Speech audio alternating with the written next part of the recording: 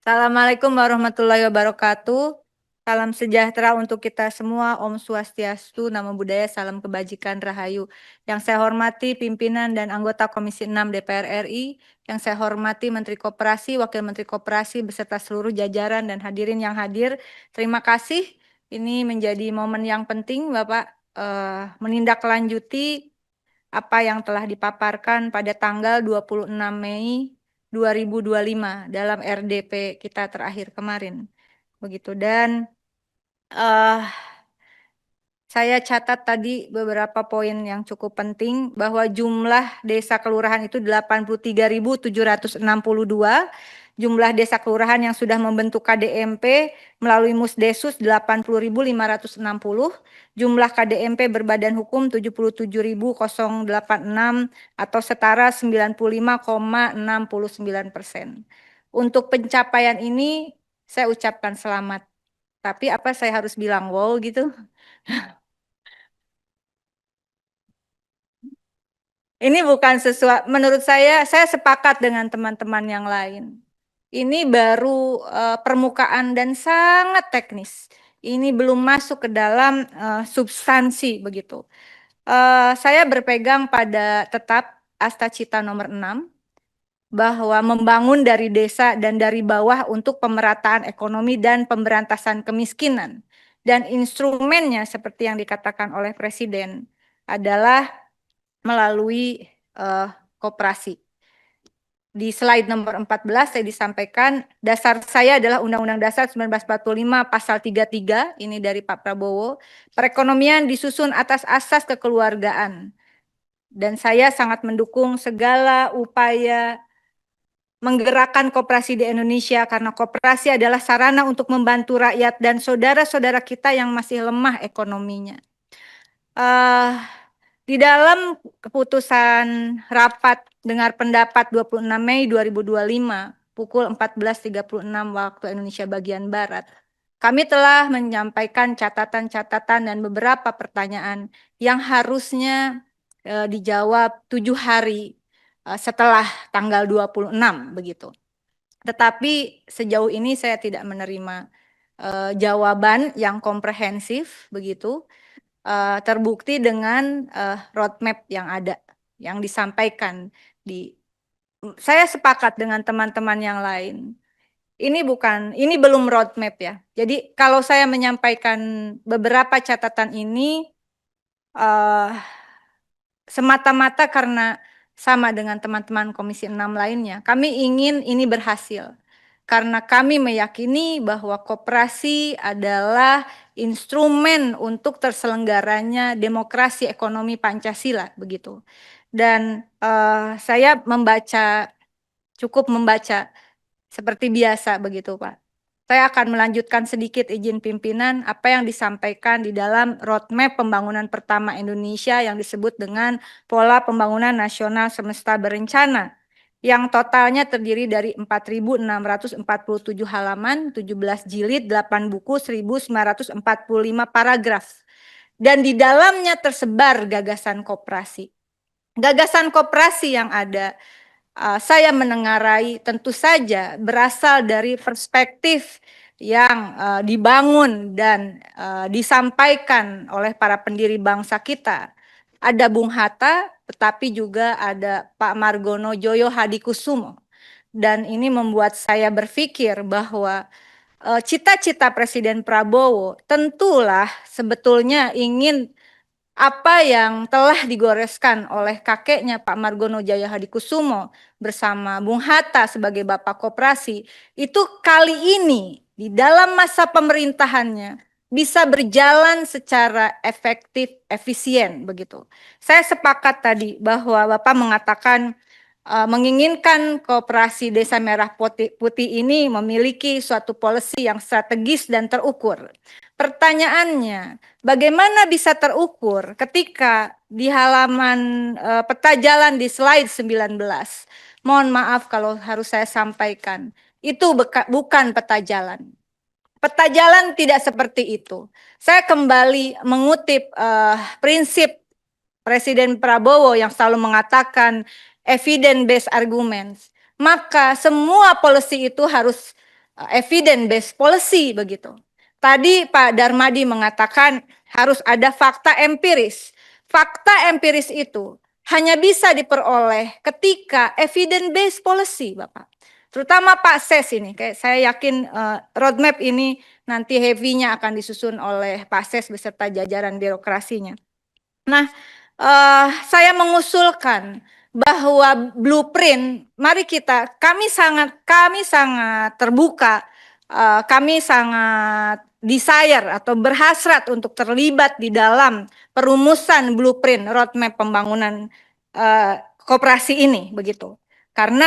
Oleh karena itu saya mengusulkan bahwa blueprint yang disusun oleh Kementerian Koperasi setidaknya kita susun berdasarkan tripola. Pola project, research-nya seperti apa, dan akan ada mock-up 104 percontohan. Itu adalah riset bagi kita. Boleh dikatakan seperti itu. Lalu kemudian pola kedua adalah pola penjelasan. Dari hasil 104 mock-up di 38 provinsi ini, maka akan ditemukan evidence-nya seperti apa, lalu susunlah rincian perencanaannya. Itu 6 pola perencanaan. Lalu baru pola anggaran, Pak. Dari situ kita baru bisa menyusun suatu roadmap yang terencana, terukur, terintegrasi, dan tepat sasaran. Dengan tidak melupakan syarat pentingnya adanya basis data yang akurat, aktual, dan relevan. Pada kesempatan ini saya secara pribadi mengucapkan terima kasih telah diberi ruang untuk melakukan riset kolaborasi bersama pemerintah Kabupaten Badung, pemerintah Desa Bongkasa Pertiwi, dan juga dengan IPB University untuk bagaimana kita mengusulkan adanya koperasi Desa Merah Putih berbasis data presisi. Dan harus saya sampaikan, ini dana pribadi, tidak ada barangkali nanti teman-teman yang lain, ini dana pribadi yang saya kira kewajiban kita. Sebisa mungkin saya akan melakukan semacam ya penyusunan roadmap yang terarah, terukur, tepat sasaran. Nah, kemudian bahwa menjadi penting tadi Bapak, kalau dilihat saya sepakat meminta tambah anggaran 5,1 triliun di tahun 2000 untuk 2025 ini.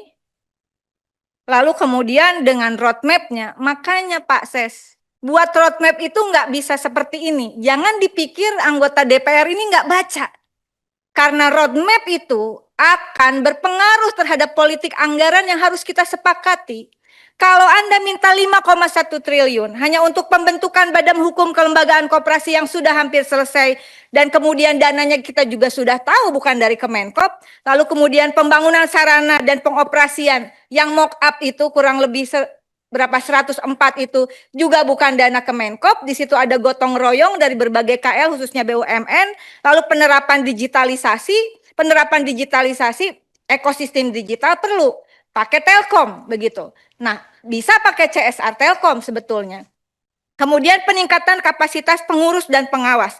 Sepakat dengan Pak Darmadi, kemungkinan anggaran yang besar diperlukan adalah untuk pendidikan. Nah, pendidikan ini apakah sampai 5,1 triliun? Rasanya tidak mungkin begitu. Jadi boleh progresif, tetapi juga harus realistis dan terukur. Dan kemudian kenapa roadmap itu jadi penting? Saya sangat mendukung sama dengan teman-teman yang lain. Kalau koperasi Desa Merah Putih dan sebetulnya koperasi ya secara umum, kemudian ini menjadi suatu tools atau instrumen untuk bagaimana dijalankannya pasal 33 konstitusi tersebut, maka sudah layak KDMP ini menjadi, Pak Menteri, menjadi proyek strategis nasional. Tapi bukan hanya KDMP-nya yang hanya menjadi proyek strategis nasional. Kedepannya semua koperasi itu adalah entitas penting di dalam kebijakan ekonomi kita begitu. Nah, oleh karena itu kalau saya lihat akibat roadmap yang saudara paparkan di slide 19 ini berpengaruh pada validasi organisasi pada halaman 25. Bagaimana mungkin validasi organisasi Ya, kalau peta jalannya hanya 1 lembar seperti ini, ya pantas validasi organisasinya pun sangat sederhana. Tapi dari perspektif public policy yang saya pelajari,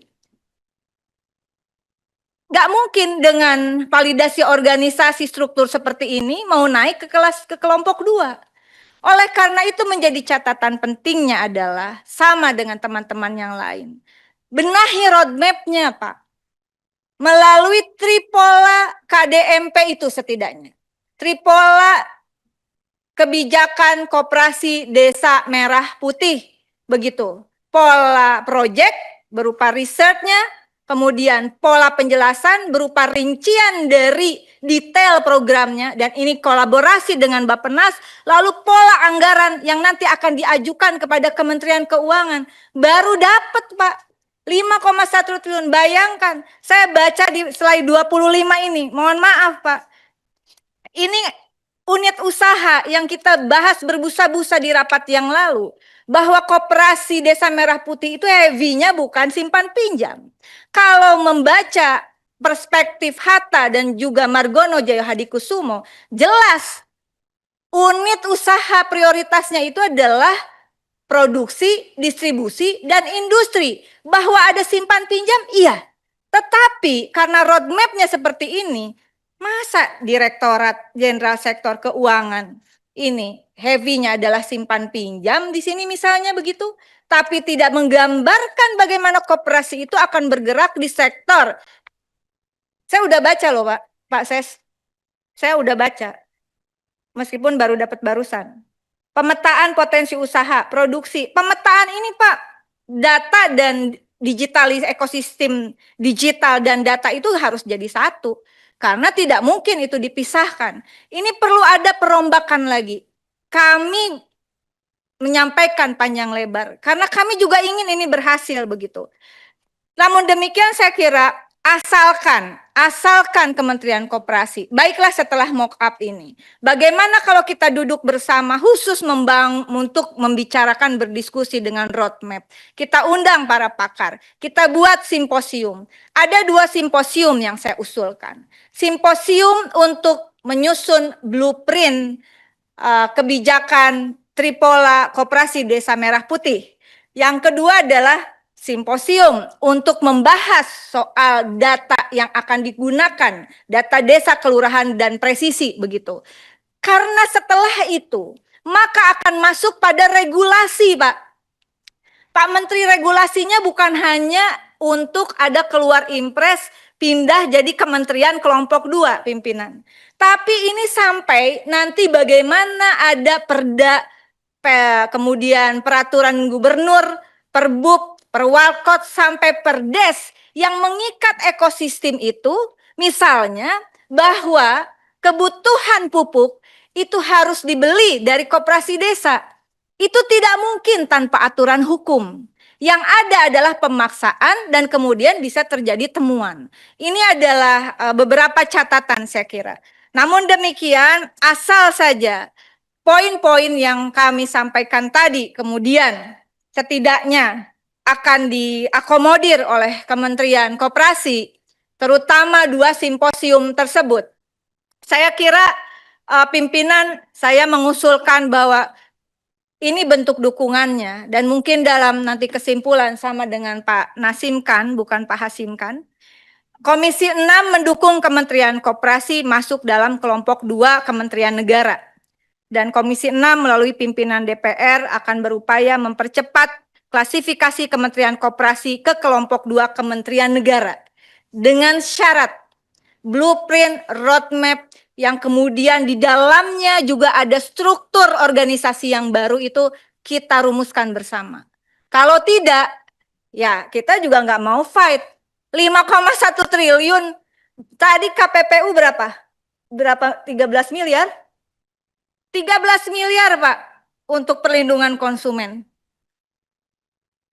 Bapak 5,1 triliun untuk pendidikan. Terakhir pimpinan, karena saya ingin bahwa gerakan koperasi, bahwa koperasi Desa Merah Putih ini adalah cikal bakal untuk kembalinya gerakan ekonomi kerakyatan, maka dalam menggerakkan koperasi secara frontal perlu melalui pendidikan, penerangan, bantuan, dan fasilitas yang luas dan terencana sehingga kesadaran koperasi dimiliki oleh setiap warga negara.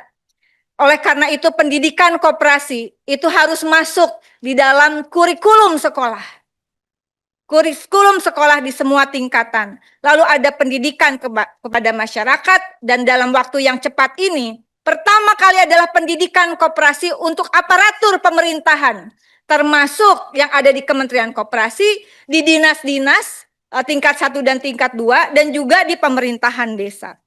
Nah, Bapak Ibu yang kami hormati, saya mohon maaf kalau terlalu panjang karena ini momen yang penting dan kita bekerja dengan waktu, tidak bisa lama-lama untuk kebijakan koperasi yang sebetulnya luar biasa ini. Dan kalau dari sisi fraksi PDI Perjuangan tentu saja ini adalah cita-cita juga dari Ketua Umum kami Ibu Megawati Soekarno Putri. Namun catatan terakhirnya adalah kebijakan pembangunan yang didefinisikan dalam rancang teknokratik tanpa spirit kejuangan. Kenapa bisa segitu detail 4.647 halaman? Tadi itu poin-poinnya sebetulnya dari buku itu yang saya sampaikan. Kenapa begitu detail dan kemudian terukur, terencana, dan tepat sasaran? Satu poin yang penting yang saya kira harus kita rasakan juga suasananya adalah spirit kejuangan, terutama dari Muhammad Hatta dan juga Bapak Margono Joyo Hadikusumo. Spirit kejuangan. Koperasi Desa Merah Putih tanpa ada spirit kejuangan hanya akan melahirkan kita benar-benar jadi bangsa kuli. Terima kasih Bapak. Wallahul muwaffiq ila aqwamit thoriq. Wassalamualaikum warahmatullahi wabarakatuh.